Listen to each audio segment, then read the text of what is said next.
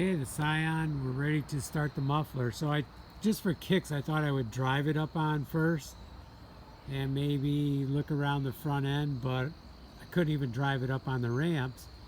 It wanted to spin as soon as it started going up the ramp. So that is not a good idea. I sure didn't want to get a running start or anything. So the real goal was to do the back end muffler. So I moved them to the back, and surprisingly it went up really good. It was just went real slow. I was a little worried it was going to spin in the crushed stone driveway, but it did not, and went up there fine, and it's on. Okay, so I'm ready to crawl underneath.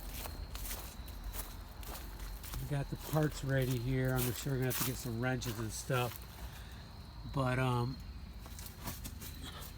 just curious what it looks like here. So apparently it goes right here, and that must be a hanger right there. Hopefully the rest of this is still good. I need to take a look at that, but hopefully it's fine. I do see some rust, so I do want to Z-zip all that and up underneath as far as I can go in any of this area, but I want to get the muffler on first because I don't want that dripping down on me.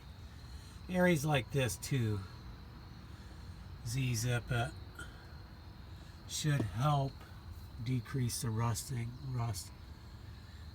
moving forward. Okay, so let's see how it goes. I thought there was two hangers. I don't really, oh, right there. Right there's the other hanger. Okay, that alone should tell me how the muffler goes and the way that comes up. Okay, let's get it underneath here. And I did order the bolts and the flange. I have all that to connect to there, so I think we're good, ready to go. Okay, let's get it connected. Scion will sound a lot better with that muffler back on.